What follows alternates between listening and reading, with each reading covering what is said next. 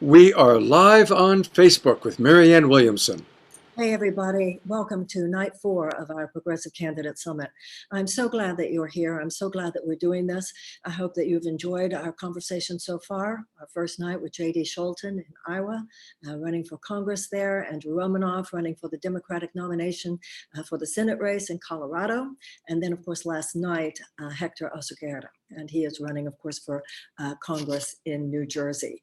The whole purpose of this summit is so that you can meet some of the incredible candidates that are running in the down ballot races. Remember, there are 3 co-equal branches of government, and who sits in those congressional and senatorial seats is every bit as important as who becomes president. So these are some great people that we have on our endorsement list, and really wonderful people among the 8 who we are doing as part of this summit. And I know a lot of you are here tonight because you want to meet the real rock star of the moment, really, and that is Shahid Buttar. Now, Shahid, as you probably know, Shahid is running against Nancy Pelosi. So we have a lot of questions tonight. I know when I endorsed him, it got so much attention, and I was a little bit surprised because you're not supposed to do that. You're not supposed to question or in any way oppose the entrenched leadership within the Democratic Party. And obviously I have my own ideas about that, and obviously Shahid must as well, or he wouldn't have done it. Let me tell you a little bit about this man before we bring him into the Zoom room. He graduated from Stanford Law School in 2003, and he has worked in both San Francisco and in Washington as a legal advocate, a nonprofit leader, a grassroots organizer, and a poet and a musician. Everybody wants to know more about him. There's all this curiosity about him. I felt the same thing and have been very happy every time that I've spoken to him. Really glad to introduce you to him tonight. Let's bring him in, Mr. Shahid Buttar. Shahid Buttar. Hi, Shahid. How are you? Hey, there you are. How you doing? Do they not have any sound for you? I'm doing great. I think can you hear me? Hi, awesome. Good to see you. Great to see you. Thank you so much for having me on. Thank you for being here, Shahid. And it's been wonderful watching your race. I know a lot of people feel that way. And I have 2 main issues, of course, that I want to talk to you about tonight.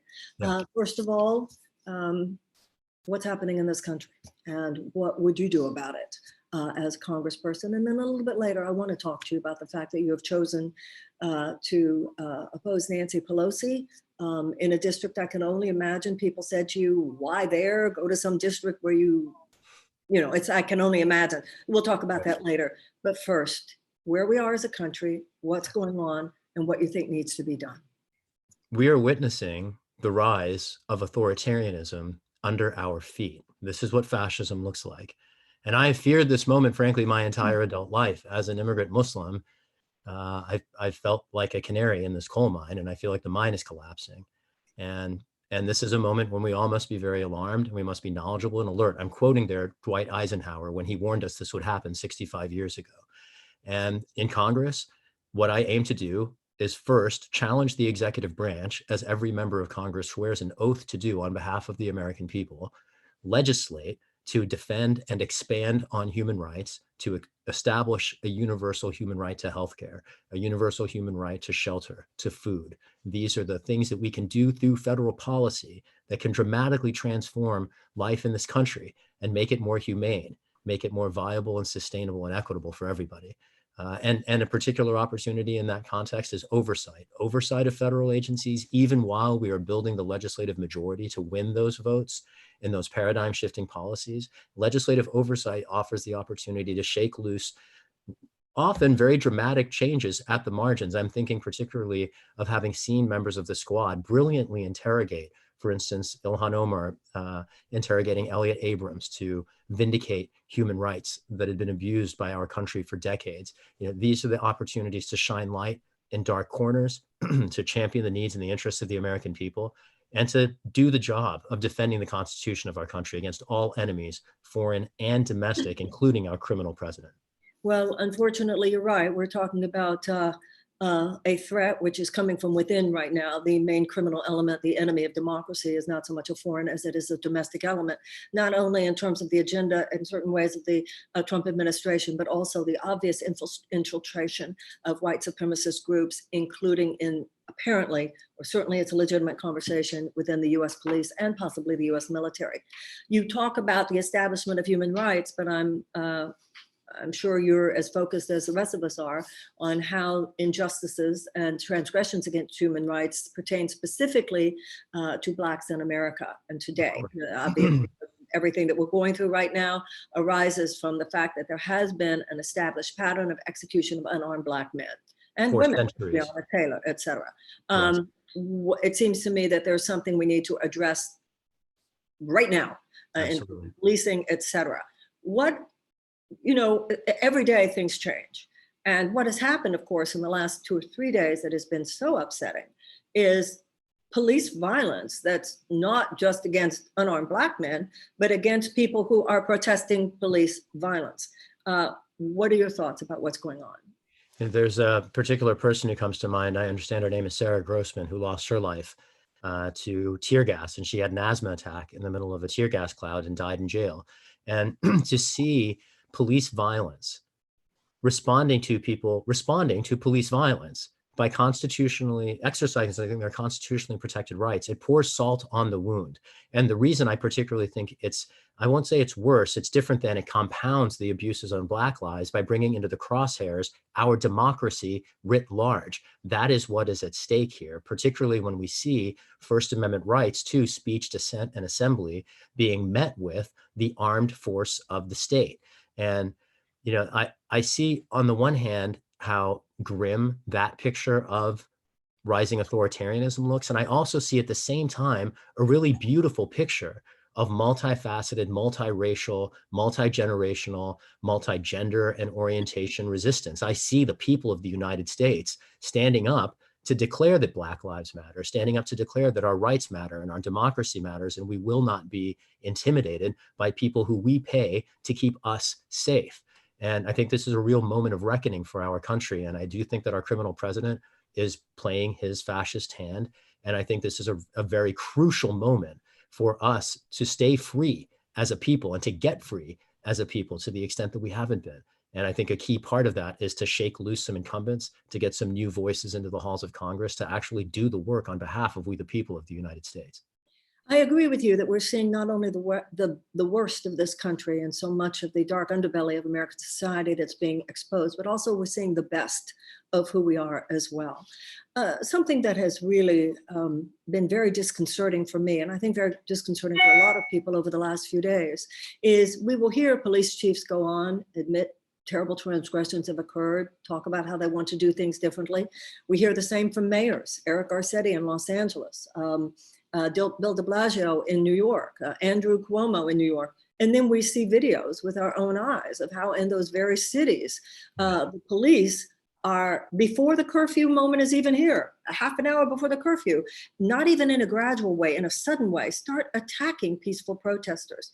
What is going on? Or even random people for that matter. The guy in Buffalo, the older white man whose head got cracked open when they just walked right over him and then passed him by on the street while he's bleeding out of his ears. I don't think he didn't look like he was participating in the protests. He looked like a passerby. And the sheer randomness of it is almost as bad. Frankly, it's more like Kafka than it is like Orwell. So right? Let me ask you a question. Are the mayors, one of the things that's disconcerting is some of these mayors are the guys that we thought of as, the Democrats, we thought of them as somewhat socially enlightened. Are they lying, or are they themselves not in control of their police forces? That's what I'm curious about. I think it's much more the latter. And I think it's true up and down the chain of command. When I saw a president in Barack Obama in Washington, it wasn't clear to me that he particularly controlled the military or the intelligence apparatus either. I think our security forces in the United States have long been effectively immune from civilian control. That's a very disturbing thing to think about and grapple with because it has profound implications for democratic theory. In fact, it implicates the question, do we live in a democracy at all? Right. And this is not a question that I raised for the first time. I like to ground this concern in the first person who articulated it, who was the architect of the intelligence establishment, the architect of the military industrial complex, told us on national television that it would be coming for democracy, that it would kill our democracy if we didn't stay, and he said, knowledgeable and alert. And we have been asleep at the switch for decades. We've been electing people to Congress whose principal qualification is being able to squeeze corporate money out of wealthy donors. And that's not a particularly preparatory path for resisting a criminal president, right? We need people in office who understand what resistance means. People in office, please go ahead. What you're saying aligns with what seems to be true just from the observer's eye. So the president said in that phone call that he had with governors that we needed to exhibit, he said, you need overwhelming force and you need to dominate the streets.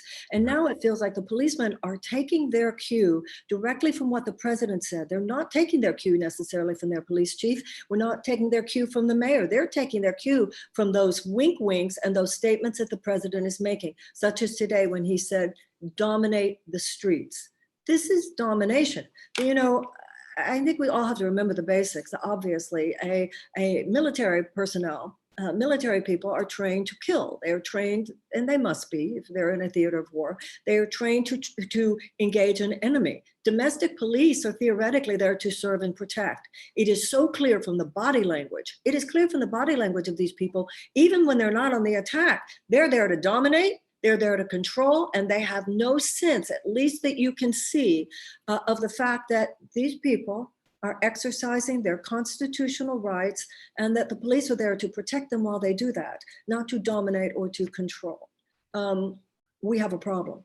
Absolutely. And it speaks very much to the character of the country. Are we a country that promotes and respects rights and freedoms? Do we mean anything by the words on the paper that constituted the Republic? I'm reminded here of Dr. King when he said, all we are doing is asking us to stay true to what we said on paper. I want to pass the check that was already made. Well, right. I think that the radicalism of the American experiment, and it is not politically radical, although it is deemed that by the right, it is philosophical. It's philosophically radical that the country belongs to its people. Yes. And that the equality of our creation, no less, gives us the rights of life, liberty, and the pursuit of happiness. And the governments are instituted to secure those rights, the Declaration says, and that if the government is not doing that job, it's the right of the people to alter it or to abolish it. It seems to me that too much time has gone by, too many layers, too many generational layers, where we have lost our emotional and psychological bonding with those principles. We have forgotten the radicalism of the American experiment.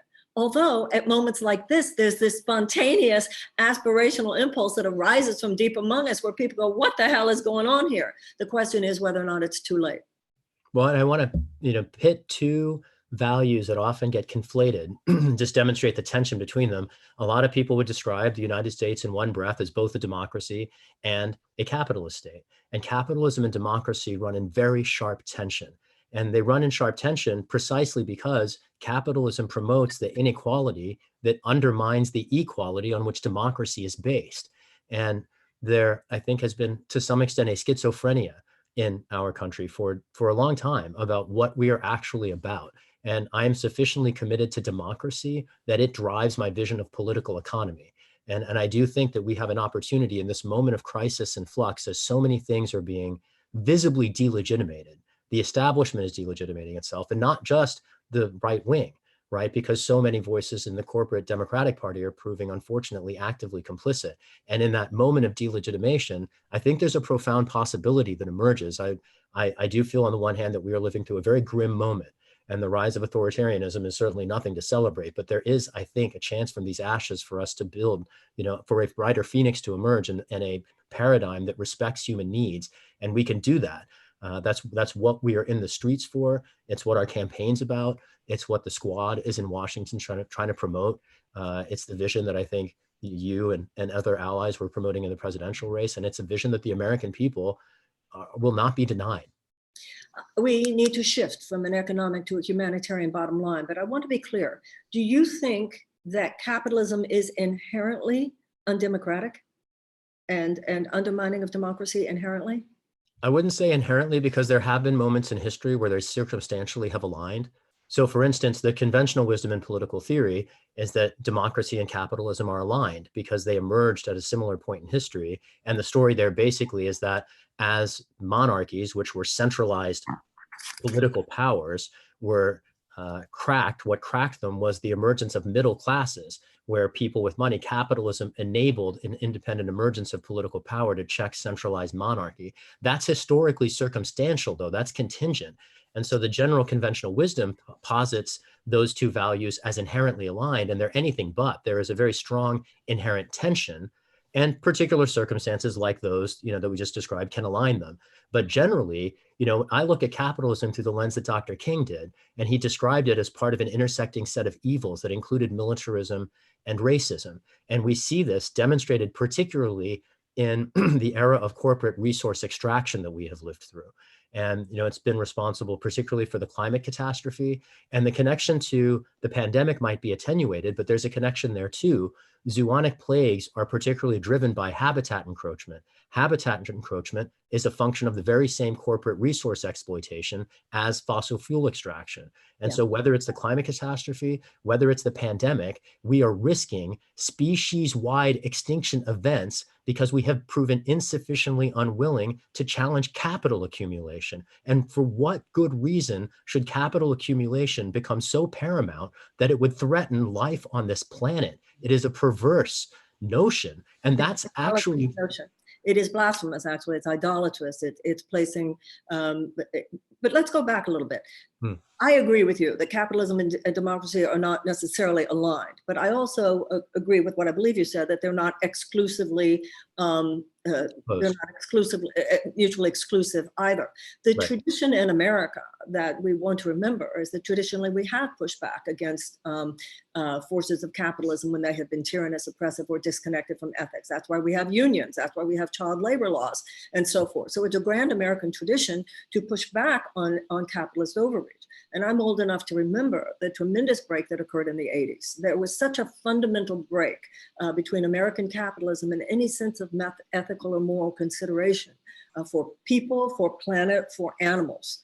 And then, of course, within the next 10, 15, 20 years, the undue financial influence, economic influence of those capitalist forces, which had become so sociopathic, so lacking in any sense of moral responsibility. Not that they were immoral, they were amoral, but that leads to these immoral consequences.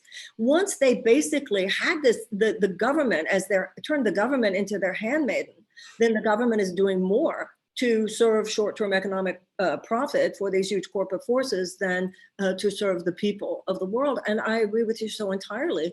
This is an anti-life impulse. Yes. You're destroying your planet here. When a species behaves in a way that is maladaptive for its survival, it either changes or it goes extinct. And I think we have some magical thinking that we can continue to desecrate the planet, that we can continue to face the species destruction that you were just mentioning, and not even to mention what we're doing to each other and what we could continue to do, and possibly to the point of our own extinction if we continue to act as irresponsibly with nuclear power as we do with infectious diseases, criminal justice, et cetera. This is why we need you. This is why we need someone who is willing to have the conversation that you're having, someone who is not enabling, who is not acquiescing. We are like the United States has become like an alcoholic family system. And the children, i.e. the citizens, know nobody's talking about what's really going on here. And that's why I think a lot of people, it wasn't just me when you said, we are seeing the rise of authoritarianism. We are seeing an unfolding neo-fascism. I think a lot of people say, thank you. Somebody is saying it. So I want to talk more about what you're going to do about it, but let me make sure everybody knows. This is, as you know, Shahid Buttar. He is running in San Francisco, which is California's what district? 12th Congressional District. 12th Congressional District. He is running against a woman that I certainly have a lot of respect for. Nancy Pelosi is the first female Speaker of the House. But you know what, guys? I don't know why Democrats have such a codependent relationship with the party. It's like, if somebody's not getting a job done, you kind of just don't keep them on the payroll. And I think it is a very, to me, it's just an honest thing to say. The House of Representatives has been headed by the Democrats now for this entire session. It's simply fact. They have not mounted the effective opposition to Donald Trump that is necessary. They simply haven't. And this deference that we have to this clique, to this club, ooh, you can't do that. You can't question them. I think we can. I think we must. And that's why I think it's good that Shahid is running. His website, shahidforchange.us, right? Shahid, is that right? That's it. Shahidforchange.us. Listen, this is extremely important. We have a democratic establishment and they have a lot of money. And they have a lot of ways of making sure that people who aren't in their club are sidelined. Take it from me. So in order to override that, we have to support each other. And when you see a candidate who's saying it the way you think it needs to be said, and who wants to go to Washington to do the things you need to be done, support them. You know, the Republicans, there is a man named Eric Cantor. He was a big leader in the Democratic establishment. I don't know why, but Republicans don't have as much of a codependent relationship with their leadership and their RNC that the Democrats have. Would you agree with that, Shahid? Well, yeah, he discovered it the hard way. The DNC or the leadership? No, yes, you can. The country belongs to us.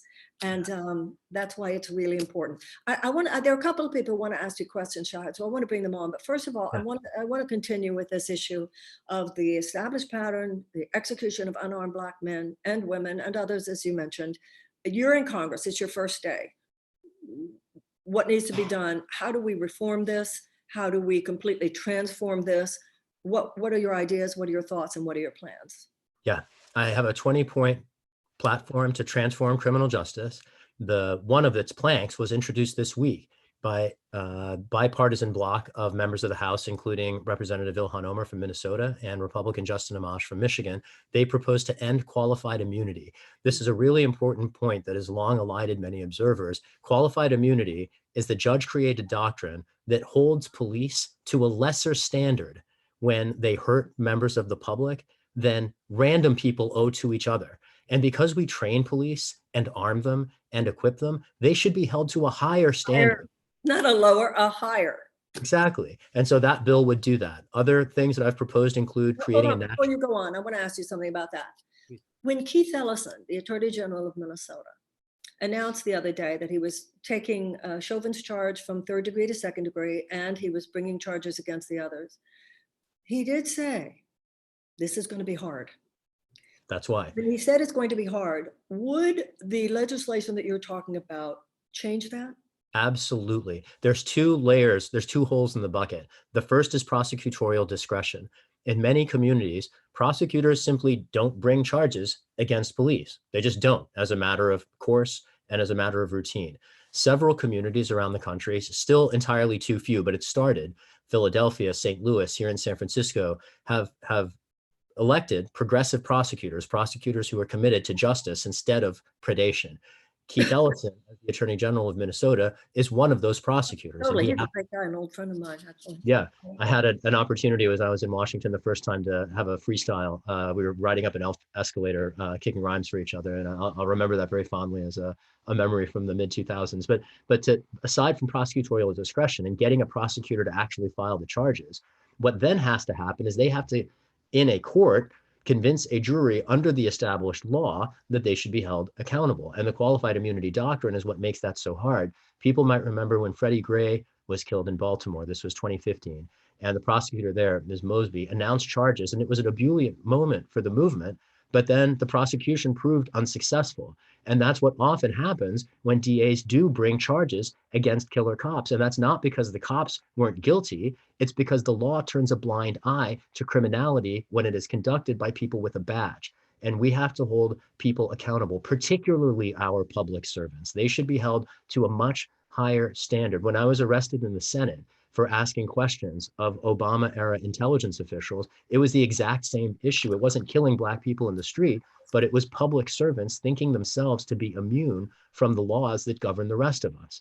And I did in that question when I was arrested, particularly contrast the impunity for high-ranking executive officials to lie to Congress about grave constitutional abuses, while when I asked this question, this was in the spring of 2015, it was just a few months before, Eric Garner was killed in broad daylight, saying the very same last words as George Floyd. And the recurrence of this pattern is just, it is entirely unacceptable. So let me ask you a question.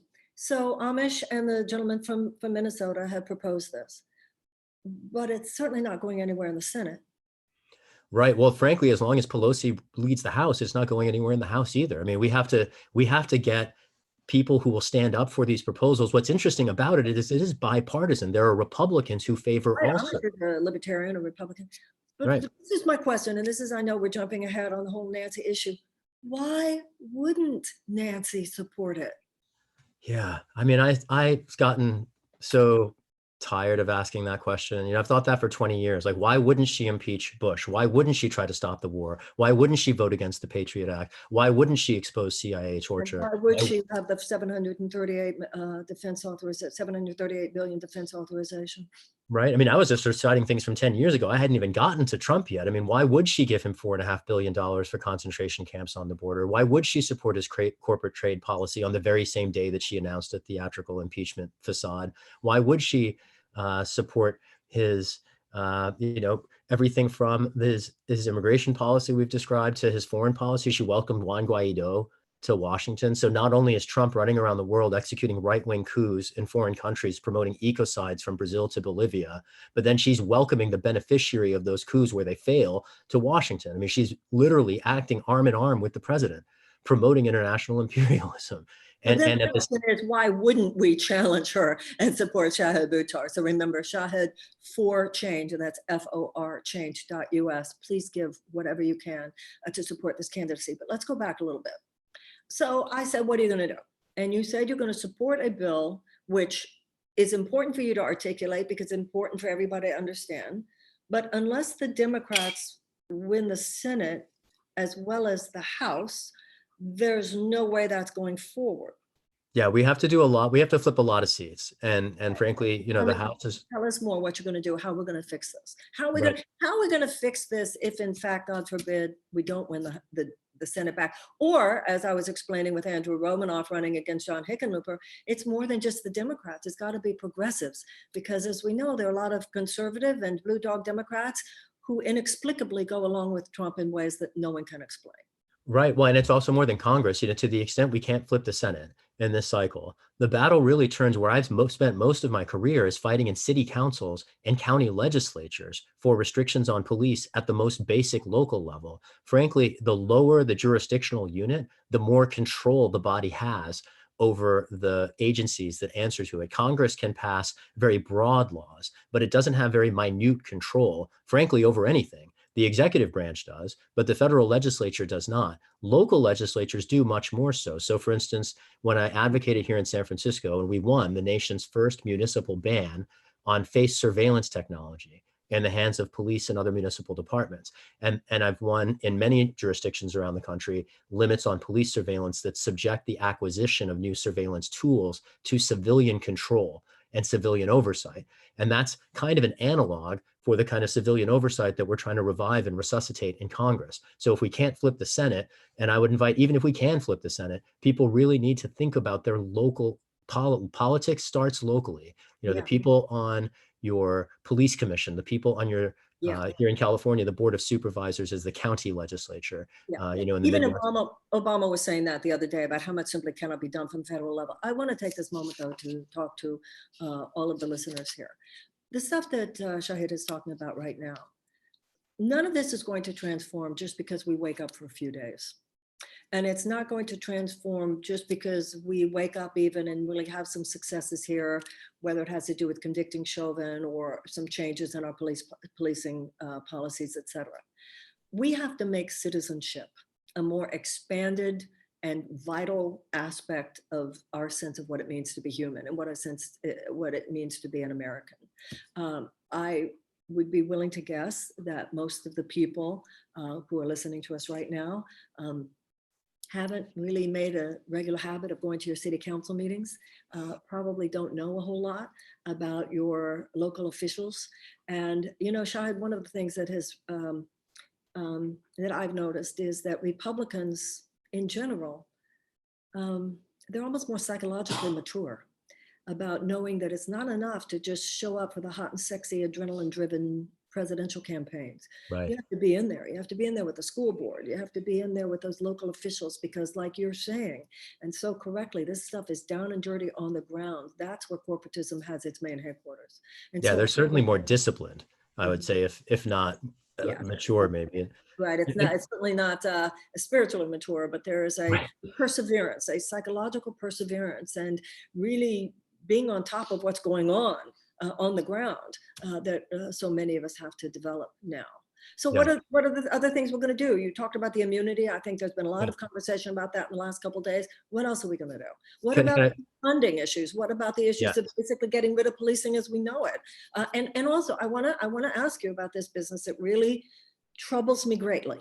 And that is the sense that I have that there has been an infiltration of our police forces by white nationalist groups. I know in Mhm. Texas, I was reading about the badges of the Oath Keepers. Something's going on. Yeah. And also the FBI warned us about the infiltration of our police forces by domestic white supremacists 10 years ago. Indeed. And we're told to shut it. And what you said was very true. We've just been sleeping on all this. This has been allowed to get this bad. Things were a stage 4 cancer that could have been nipped at stage 1. What would you do about these things? Well, you mentioned one of them, defunding the police is critical. And I also proposed this in 2018. If we can't certify compliance with basic human rights, there's no reason any of these departments should be getting federal funds. And this is another area where the limited influence of Congress becomes available, because Congress, again, doesn't direct local police departments, but they do write checks, and we can stop writing those checks. That's the principal power of the House of Representatives. It's the purse strings. So if Nancy Pelosi really wanted to stop our president, or if what we can do once we take the House back is stop writing checks to enable things like everything from wars to profit to international human rights abuses to domestic policing abuses. So defunding the police is a critical piece. Promoting alternatives to incarceration is ultimately the goal here. And we need to make sure that we don't subject human beings to for-profit policing in prisons. I think there's absolutely no good reason that we let policing in prisons be a locus of profit making. That was the human suffering being a profit center is so heinous. Suffering and security, anything related to security having profit woven in, inevitably Including runs. healthcare. Absolutely, because you can end up having exorbitant pricing schemes. People will pay anything for security, and that's the problem. That's why Eisenhower told us to be knowledgeable and alert, because if someone comes to us peddling security, we'll do anything. We'll sign up for things like nuclear weapons. We'll sign up for things like a neo-imperial global extraction complex, because it's peddled as security. But the fact of the matter is those things don't convey security. They No, convey, not at all. right? It's greed and plunder, and it is poisoning the future and marginalizing the future. And now we're paying a price in the present for our unwillingness to heed that reason in the past. There was a point you raised a minute ago I want to just quickly come back to, where you mentioned how citizenship needs to become a more important part of our life in the United States. And I'm going to remix this with the discussion we had just a few minutes before about capitalism and democracy. I think Americans tend to identify primarily as workers in our respective companies or industries, or as consumers, as people who like to consume something. Those are both capitalist relationships. And to whatever extent we identify ourselves as either producers or consumers, we should at least, an economic model. right. And we should at least, Financialization of identity. absolutely, Your self-conception, identity rests on what you produce for the system. or and what you're able to take from it. System. Yeah. And if we conceptualize citizenship similarly, we might think of ourselves as activists and organizers, participants in our body politic, supporters of our neighbors, whatever your citizenship, however it emerges, but taking as much of an interest in how we identify as citizens as we do in how we identify as consumers and producers. Well, that's why when people say I'm not political, it drives me up a wall. Right. You are very political, just living here. You are living. And also the word politics comes from the Latin root politea. It means of the people. It doesn't mean of a ruling class, and a corporate ruling class is still a ruling class. Yes. Whether it's insurance companies, big pharmaceutical companies, oil and gas companies, drug manufacturers, food companies, gun manufacturers, defense contractors. It's the new aristocracy. And it's like the Republicans have said, that your financial good and your economic abundance comes from them dropping crumbs from the table. And the corporatist Democrats say, don't take crumbs, we'll give you a cookie. No, we're supposed to sit at the table. It's our table. It's our table. A great And metaphor. right, we've lost the radicalism of our recognition that this is so. Let me bring in a couple of people who have questions for you, because I Yeah. know that you'll want to hear what those questions are. There's a woman named Gloria Berry who is on the San Francisco Democratic Central Committee. Oh, wait, actually, I was told that there's a man. I'm sorry, Gloria, if you're listening to me now. There's a man named John Jacobo. We need to let John come in first because he has to go back to a protest. So Gloria, I'm sorry, give me just a minute. We're going to take John first, okay? John, hi, how are you? Hi there. Thank you for having me on. And I appreciate you guys prioritizing it first. As you said, there is a protest around the corner from the house I do have to run back to, but I could not miss this. We'll go on and ask your question then of Shahid, and let him answer. And when you're satisfied, we'll let you go. Actually, interestingly enough, I mean, I think this is a very pertinent topic and you've discussed a little bit of it, but Shahid, since I have it here, I think we can never discuss this enough. So a lot of this, and actually the protests around the corner, is around police violence, and the police violence that we are seeing in the Black community and the Brown community and Latino community. Yeah. And, you know, I understand that as a member of Congress, you are absolutely just one vote. But if elected, how would you use your influence to not just legislate, but to help create and empower change through community to resolve this deeply embedded racist system that unfortunately those with the least continue to be the victims of the worst? And so, I mean, you know, outside of the legislative process, which I know is one that you have some control of, what other avenues would you be able to do with community to be able to kind of bring about some change? Right on, brother. Thank you for that question. And I particularly appreciate the invitation to think outside the formal legislative role. And two answers I'd have there. One is, you know, I'm not just a constitutional scholar, legal advocate, I'm an organizer too. And I want to be an organizer in Congress of resistance to the ruling establishment. And part of that includes working with allies who might not yet have brought their own focus to bear on the struggle. And I think particularly of some of the GOP voices who have been willing to criticize the excesses of the police industrial complex. Wait, who has? I mean, Justin Amash is one of them, and I see his. But he's obviously a rogue within the Republican Party. I mean, he was running for president against Trump. No, that's right. That's right. But there are as many people in the Freedom Caucus as there are. Actually, there aren't as many in the Freedom Caucus as the Progressive Caucus. But those two caucuses together can fight down the establishment, and that's exactly what I mean. You know, an example of this would be removing cannabis from the Federal Controlled Substances Act. That's right. Right. And here in California, people have legal access to cannabis, and in many states around the country they do. But in the states where they don't, it's still used as a pretext to jail, harass, detain, search, beat up, particularly usually young, low-income people of color. And you know, we need to remove these pretexts for police interactions, and that we can do by changing the law. And there are allies across the aisle. You know, the narrative we are told is that everything in Washington dies on the shoals of partisan gridlock. That's not entirely true, because there are objects of transpartisan consensus around the country. Medicare for all is one of them. A majority of Republicans want universal health care. All we need is members of Congress who will actually work together against the establishment that keeps it in the way. In that respect, it is the centrists who are the problem. Absolutely. The white moderates, as Martin Luther King said. There's so much that you're saying that matters here. You know, statistically, whites and blacks use drugs the same amount in America, but you see Black people indicted and convicted for drug offenses so much more than white people, including the fact that, like with every other crime, they're more likely to get 20% longer prison sentence. But also, haven't you seen some cracks in the foundation in the last couple of days? Lisa Murkowski coming out and saying that she is struggling whether or not to vote for Trump. Even Grassley, Senator Grassley, questioning some things that happened with the whistleblowers. Jim Mattis talking about how he's a threat to the Constitution. John Kelly saying that he agrees with that. Am I just projecting too much onto this, or do you think we have maybe a little crack here in the foundation and that some Republicans are going to start speaking out more?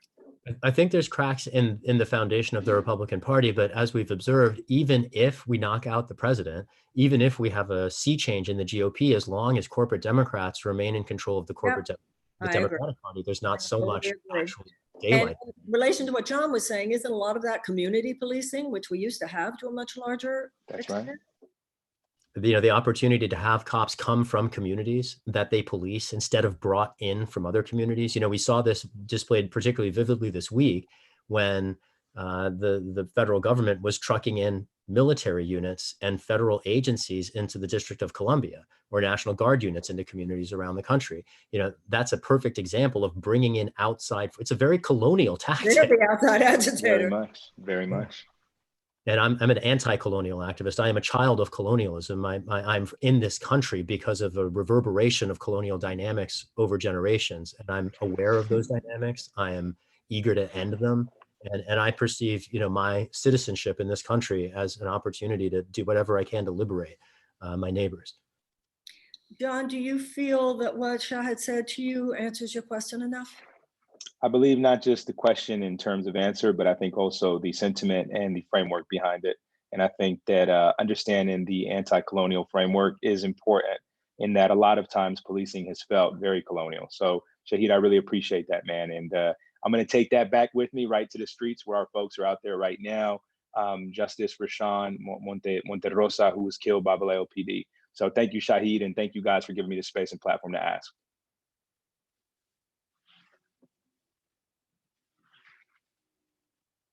Hold it down, John. Thanks for representing, and thank you for being here. I really appreciate it. Thank you. Thank you, guys. Right on. Solidarity.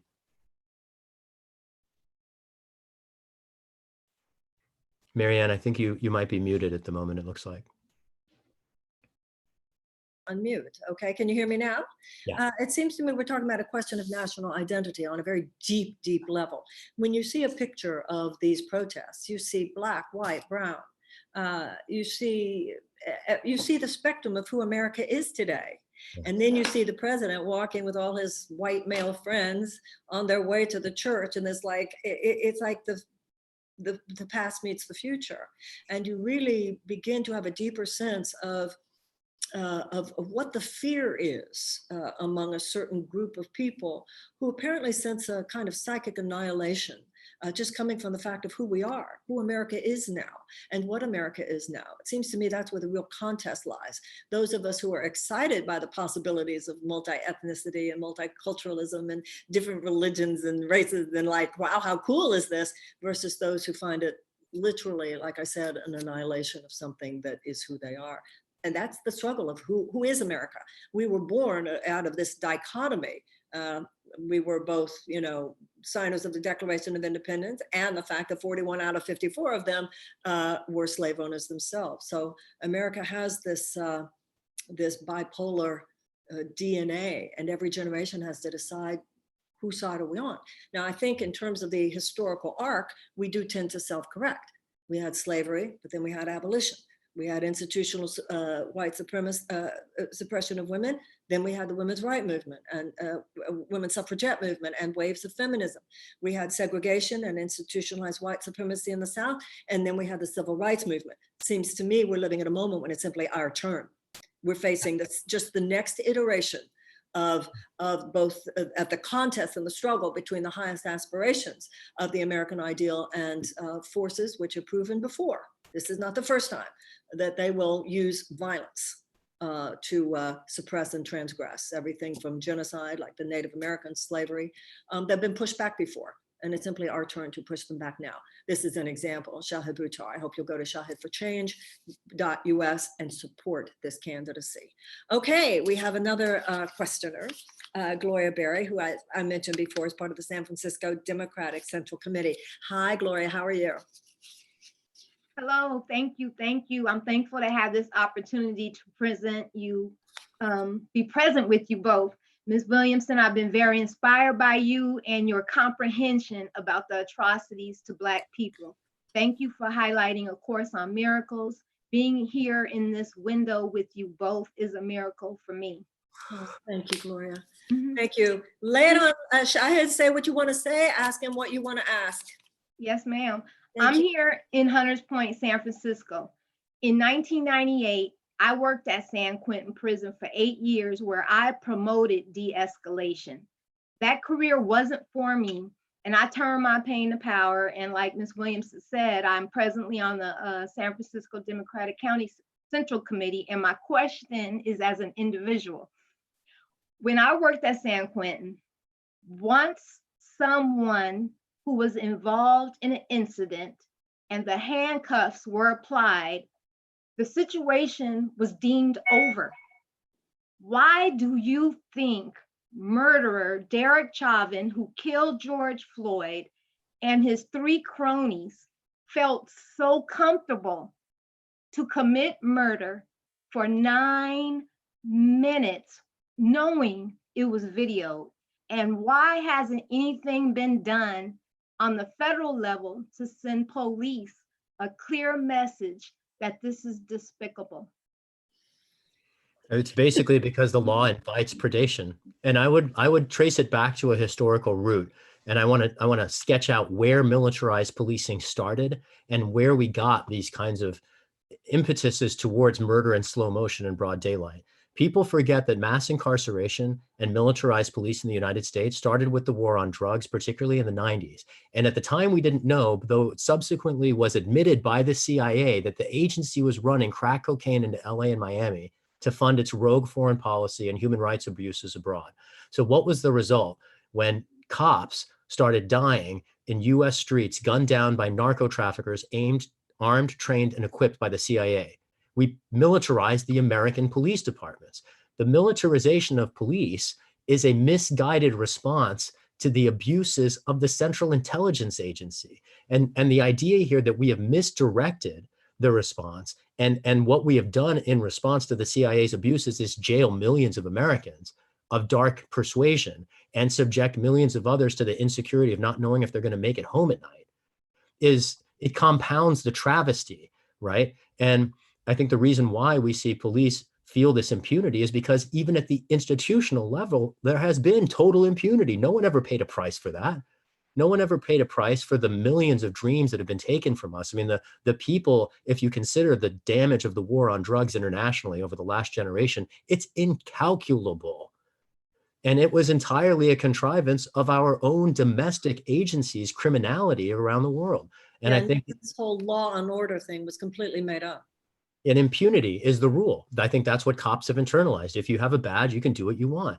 And that's a message that's been sustained and reinforced by every example, every instance of a prosecutor turning a deaf ear to the concerns of a community after somebody died. Every time we say their names when the cops weren't held responsible, every time, every one of those incidents reinforces and emboldens that sense of an ability to prey on the public that they swear an oath to swear and protect. I think if cops came from the community, if we had laws in place that hold them accountable for their abuses, and if we defunded police departments that didn't respect human rights, I think we'd see very different behavior from police. And if we don't see the behavior from police, I think we should be firing police officers. There's another piece here, maybe just to note. The labor movement in the country has really suffered very dramatically. It is striking, very dramatically, right? The strongest unions around the country are police unions in almost every. They're not what you normally. They're not behaving in ways that you normally associate with unions. They seem, if anybody's been infiltrated, there's something sinister going on there. Well, and that's my point precisely, that the police unions and the role that they play is so antithetical to the labor movement generally, and so reinforcing of, frankly, this fascist dynamic. I mean, I saw the police union here in San Francisco, hyper politicized, coming out, sending, misinformation in the mail about candidates to be the DA. And I think it's really silly that we allow police to flex political influence when they're already killing people in the streets. Like, is that not enough? Yeah, and they seem to be intimidating the mayors as much as they're intimidating everyone else. Absolutely. But yeah, something's going on. Something's going on. When I was in college in the 1970s, there were 300,000 people incarcerated in the United States, and now it's well over 2.3 million.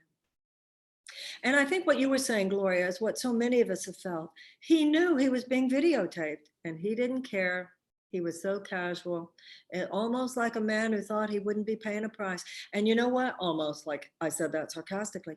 And also, it felt to me 2 nights ago when the police started really taking off after the peaceful protesters, it felt to me like punishment for the fact that the rest of the officers had been charged that day. It was our punishment for that.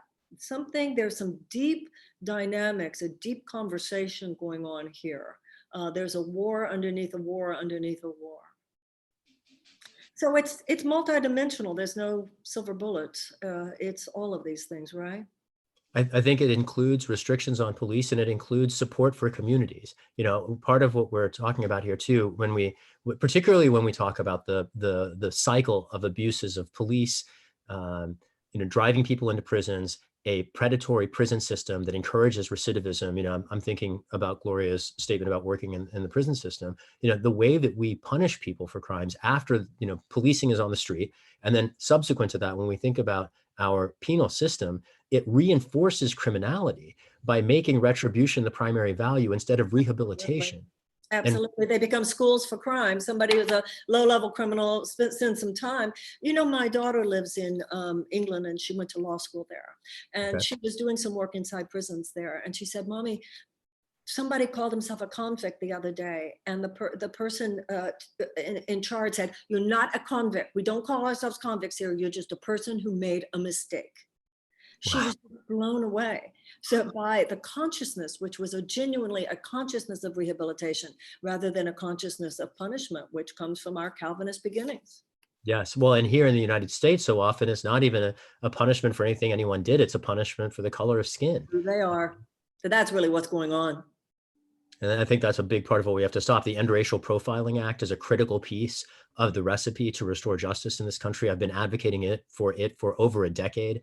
I could tell a story about being in a meeting with the leadership of the House Judiciary Committee in 2010, asking them when they were going to reintroduce the End Racial Profiling Act, and they never. It still has yet to pass Congress, largely because at the time the Obama administration refused to support it. And Wait, we'll stop right there, because this is a little. I have a lot on that. Please tell me why the Obama administration refused to support it. I wish I could give you a good answer for this. I mean, this is a perfect example of why I was disappointed in his administration. You know, I mean, I would answer that with it's kind of like going there is like going with, you know, this deferential. We're not supposed to question certain things, and I think that's what. I just don't have an answer for it. I mean, if he governed as he campaign, that wouldn't have been a problem. But well, he campaigned as a progressive. We gave him that mandate, and he got there. And you know, listen, as soon as you put Larry Summers in, you know, you don't put Larry Summers in to head your economy and then be there really for any fundamental change. Or Joe Biden as your vice president, for that matter. I mean, it's. Well, that gets, but then that's. I hear you, sister. Yeah. Gloria, anything else you want to ask Shahid or say? Just if I don't know how fast you could articulate this, but just as a congressman, what bill besides the one you mentioned that wasn't passed by the Obama administration, what other type of bills could be passed to send clear messages to police associations that their power is going to be weakened? The defunding proposal, the ending qualified immunity, the registry of killer cops, those are the critical ones. And, you know, this is a little bit further afield, but getting to the point, like the root of it, ending life tenure for Supreme Court justices is a big part of the remedy, because at the moment, the courts are captured by the right wing, and we can't hope for the courts to vindicate any of these justice principles. It's almost like Congress is the only game in town until we recapture the courts. Would that have to be a constitutional amendment? It wouldn't. No, it could be an act of Congress. Historically, we've thought of life tenure for judges as an integral component of judicial independence. But they didn't live that long. Pardon? And they didn't live that long in those days. Right, exactly. That was also very different. Lifelong. And now that we've weaponized the nominations process and we have an era of politicized nominations. Absolutely. Brett Kavanaugh was a Bush torture lawyer. I fought his nomination to the DC Circuit in 2006. And I understand the right-wing attack on our courts. And I understand why they've been attacking our courts, because it makes everything that's happening now, the authoritarian crackdown, easier. Because courts are supposed to be where we can go to get relief. Justice is supposed to be in the courts, but they shut down the courts by taking them over. The only way to shake that loose is to make sure that the justices get cycled off the court. So 18-year staggered terms for Supreme Court justices would respect the independence of the institution. In fact, it would enhance the independence of the institution, and it would reclaim it from being co-opted by the right wing. And that's a crucial part of making sure that we can get real justice, not just from Congress, but also from the judiciary. Can we just make one exception and let Ruth Bader Ginsburg stay forever? Well, if I have it my way, she'll be the last to cycle off. So yeah. Listen, everybody, it should be so obvious to you by now. things have got to change. One of the things that has to change is we need people like Shahid in Congress. And the other thing that needs to change has to do with us. I hate the way they just took Gloria away. Sorry, Gloria, I don't know why they took you away like that. Thank you for joining us, sister. I appreciate your support. Gloria, I don't know why they do that. We have to change. We have to change not only in terms of the activism that is necessary to put people like Shahid in Congress. And I think everything that he said here tonight, you can see why the system doesn't want someone laying it down that clearly in Congress. But I think you can also see how urgently necessary it is that people like Shahid are in Congress. Too many people who think like Shahid aren't running. Too many people who think like Shahid just think, and understandably so, what's the point of even trying? And so too many of the best thinkers in America and in terms of electoral politics, are standing on the sidelines. They're standing on the sidelines doing the best they can with their nonprofit organizations, political organizing, et cetera. But I hope that it's very clear to you by now, that's not going to be enough. We need people in Congress to change the laws. We need people in the White House to actually change the laws. And we ourselves need to be on top of it with the vigilance and the alertness that you were quoting Eisenhower, I'm assuming, is absolutely necessary on those local levels in order for these changes to be made. It's overwhelming when you hear some of the things that Shahid has been talking about tonight, because it's so clear. It's like a huge ship that has gone so far off course, and it's going to take time. It's going to take time. It's going to take perseverance, but we can do this, and we absolutely must. Shahid, now I want to get to, we've been circling around it. I'm curious, when you first told your friends that you were going to take on Nancy Pelosi, Yeah. what did they say? I remember the staff meeting at EFF where I announced it, and it's a very visceral, it's stuck with me ever since. There was a collective gasp. I heard an inhale. I was like, and that was the typical reaction, something between like speechlessness and I mean, frankly, I often feel that way myself. I mean, I on at least one occasion a day, I will have the opportunity to observe just what is happening and what I'm involved in, and the pace that we're at and the ground that we've covered and the support that we've gotten. And I'm just so frankly humbled by it all. I mean, I'm a schmo with a pen. I don't have any property. I don't have any power. I don't have a family legacy. I'm an immigrant to this country, and I've just, tried to go where I need. You were born here in this country, weren't you? No, I was born in the UK. Oh, that's right. In Pakistan? No, in London. Yeah. You were born in London. Yeah, my family left Pakistan to go to England, fleeing religious persecution because our sect of Islam is disfavored. And then when we were in England, my parents discovered what it's like to be South Asian in the United Kingdom, which is, just it's very different than being Black in the United States, but insofar as being the locus of racial predation by police, at least there's a similarity there. And, vigilante attacks and racial violence by right-wing people was a thing in England in the time, in the 70s. So we came to the United States, like a lot of people over our nation's history, seeking freedom and opportunity, and we found it. And I'm very grateful for those gifts. And I often think about the inscription on the base of the Statue of Liberty, the poem about bringing me your tired, hungry masses yearning to breathe free. That was my family. And I want to preserve that. My grandparents, all four of them came here. Absolutely. What can people do? Obviously, we want people to donate financially until we were talking about Brett Kavanaugh and others on our Supreme Court. It's not reasonable to assume we're going to be able to overturn Citizens United anytime soon. And Buckley versus Vallejo, another crucial part of the mix, but yes. And we need to work towards a constitutional amendment to establish public funding for federal campaigns. Until then, however, everybody, we need to do it ourselves. And I hope that you will do whatever you can do financially in order to be of support at Shahid, SHAHID 4FOR change.us. But aren't there other things that people who are not in your district can do for you? Tell us about that. One thing I'd say for our campaign, people can phone bank. Phone banking is a crucial part of our voter outreach strategy, particularly during the pandemic, because we can't knock on doors and we can't do events. We've trained about 1,000 people on using our new phone banking tools. Thousands more have signed up. We'd love to train you. We have online training sessions every 48 hours. So any of your listeners are welcome to sign up at the website, shahidforchange.us. Another thing I'd invite people to do is just to talk about our campaign with your friends and neighbors, other Democrats particularly, acquaint them with the case that Pelosi weakens the party and is ducking into the punch of nation fascism. I think framing this moment in terms of a potential coup. I mean, we are living through basically a coup in slow motion, and we cannot accept it. This is a crucial moment for us to declare our freedom as a people and to guard it. And on that vein, I just maybe stretch the lens beyond our campaign.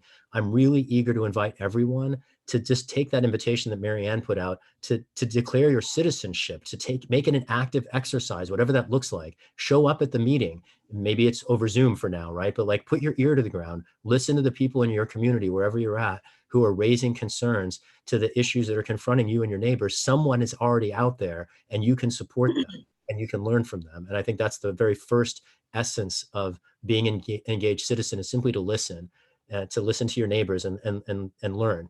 And as someone auditioning to represent San Francisco in Congress, I'm very eager to learn from anybody and any advocates and any organizers about issues that I'm not yet familiar with. And I hope that each of us as citizens can make that same commitment.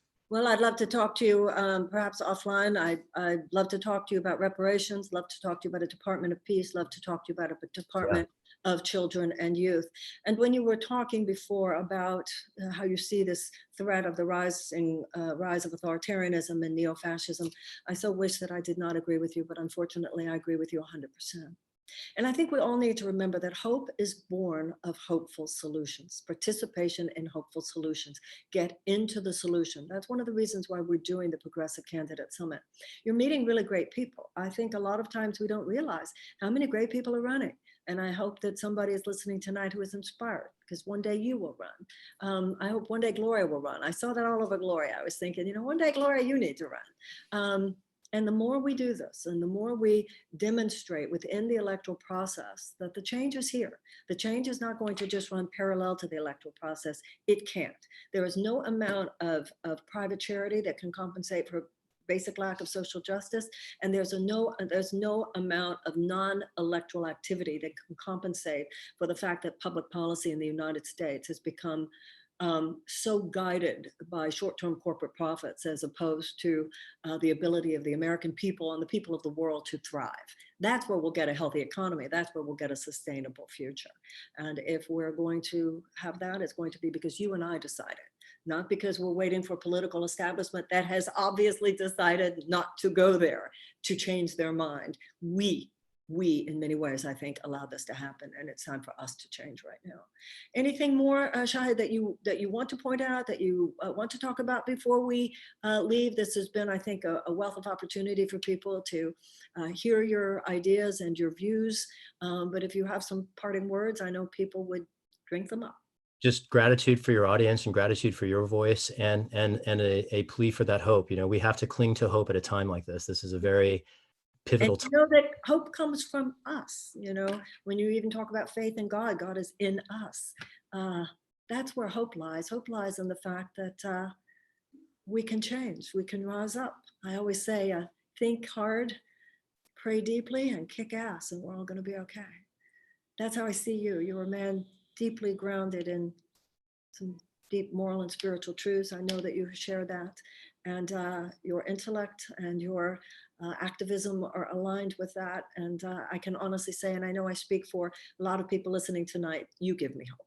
You humble me, sister. Thank you so much. That's an incredible honor coming from you. And I will do my best to live up to it. I will certainly leave no stone unturned. We're with you. We're with you. Shahidforchange.us. Tell everybody you know. And remember, this is our country. We're standing in a moment of profound choice. But the point is, the choice is ours. Much love. I'll see you tomorrow night. Oh, I want to make sure that you know who we're going to be talking to tomorrow night. Robin Wilt in New York 25 on Sunday. Shan Chowdhury, New York 5 on Monday night. Jen Perelman, who's running against Debbie Wasserman Schultz, and one of the candidates whose story is so meaningful, Keita Haynes in Nashville, Tennessee. You might want to look up her video. It'll probably make you cry. It did me. Much love to you. See you tomorrow night. Thank you, Shahid. Thank you, Marianne.